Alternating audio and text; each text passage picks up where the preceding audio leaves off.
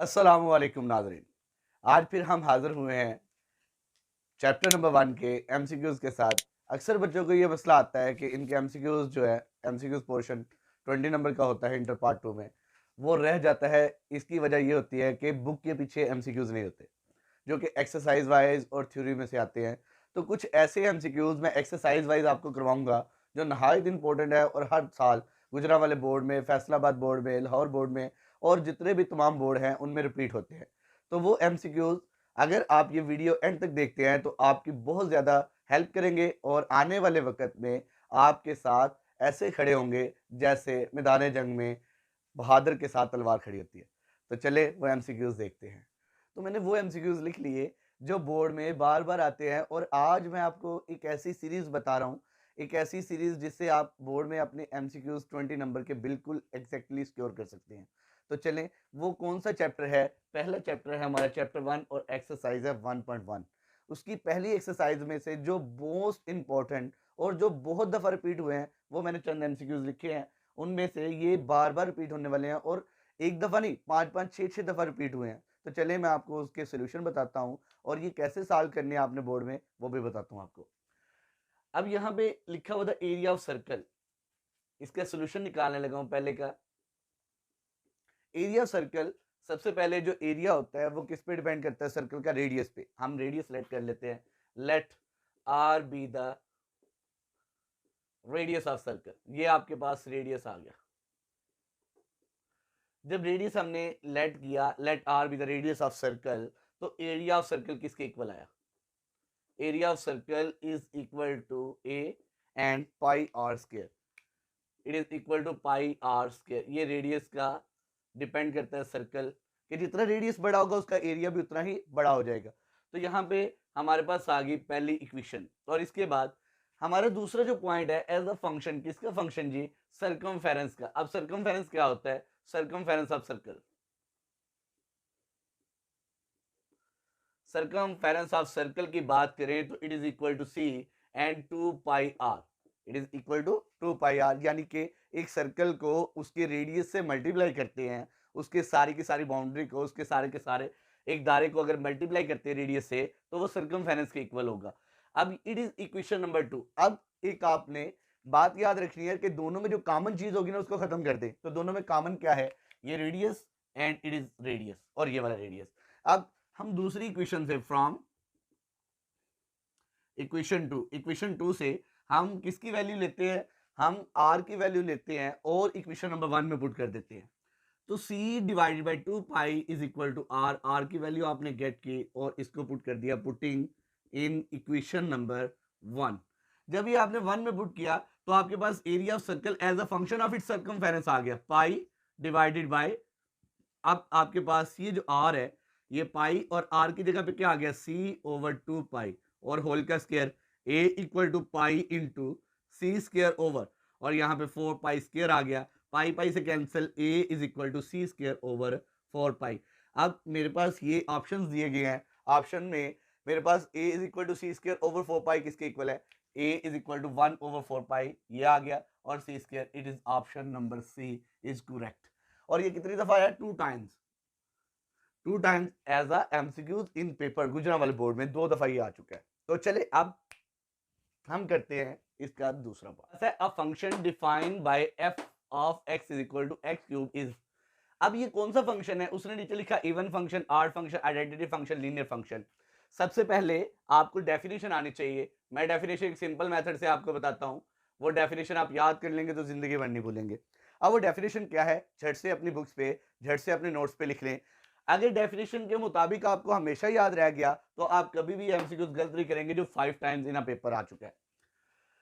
Even function, आपका even function कौन सा होता है? इवन फंक्शन की बात करें, a function is called even function. अब एक फंक्शन को इवन फंक्शन कहते हैं कब भला? जब कब अब देखते हैं, if F of x is equal to, अगर मैं एक्स की जगह पे माइनस एक्स रिप्लेस करता हूं, यानी कि एक फंक्शन की इनपुट जो है मैं उसकी जगह पे एफ इंटू माइनस एक्स रखता हूं, लेकिन वो function again F of x के इक्वल आ जाता है, तो इसे हम कहते हैं इवन फंक्शन। तो तो ये इवन फंक्शन होता है। फॉर एग्जाम्पल आपके पास आ गया F of x is equal to X square, equation number 1। अब हम रिप्लेस करते हैं, replace X by negative X. Negative X से रिप्लेस करने में जहां जहां पे एक्स होगा वहां वहां पे नेगेटिव एक्स आ जाएगा और ये आ गया इसका स्क्वायर। अब देख सकते हैं आप कि जब भी नेगेटिव की पावर अगर स्क्वायर में आए तो ये इसको क्या करती है, पॉजिटिव ऑफ एक्स स्क्वायर, और X square definitely equal to किसके है, एफ ऑफ एक्स। अब देख सकते हैं कि जब भी आपने नेगेटिव एक्स पुट किया और वापस वो किस में आ गया, पॉजिटिव एक्स में आ गया, तो इसे कहते हैं इवन फंक्शन। अब आर्ड की बात करते हैं। आर्ड फंक्शन क्या है? आर्ड फंक्शन उसके ही मुतरातिफ है ऑड फंक्शन। आर्ड फंक्शन की बात करें तो आर्ड फंक्शन एक सिंपल सा फंक्शन है जिसमें आप क्या करते हैं, अगर आप किसी को इसी definition function is called odd function if, यहां पे मैं कंडीशन लिख देता हूं, if F of negative x is equal to negative of f of x. अब नेगेटिव कहां पे आया, बाहर में आ गया। जब भी नेगेटिव बाहर में आ जाएगा तो वो कौन सा फंक्शन होगा, वो ऑड फंक्शन होगा। तो इसकी एग्जांपल देखते हैं, F of x is equal to x cube, equation number 1। Replace, definitely आपको पता है रिप्लेस किससे करते हैं, एक्स बाय नेगेटिव एक्स से। जब भी एक्स बाय नेगेटिव एक्स किया तो आपके पास क्या आ जाएगा, F into negative x is equal to negative X का क्यूब। और जब भी आप देखते हैं नेगेटिव की पावर अगर आड हो तो negative x cube it is equal to negative f of x.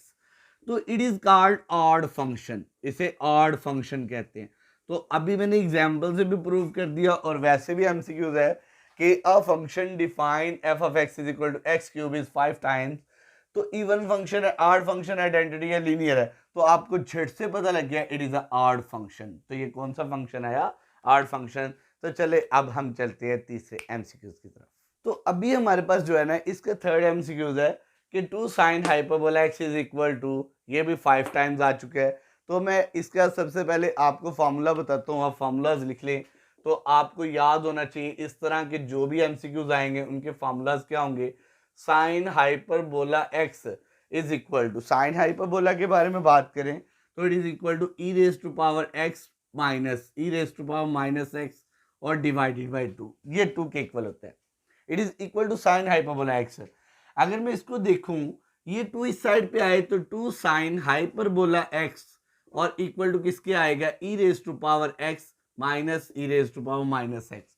तो इसका फॉर्मूला अगर देखते हुए तो ये कितनी दफा हमें मिला है, 5 दफा एमसीक्यूज में मिला है। तो इनमें से ये वाला इसका एमसीक्यूज बिल्कुल करेक्ट होगा, बी वाला पार्ट।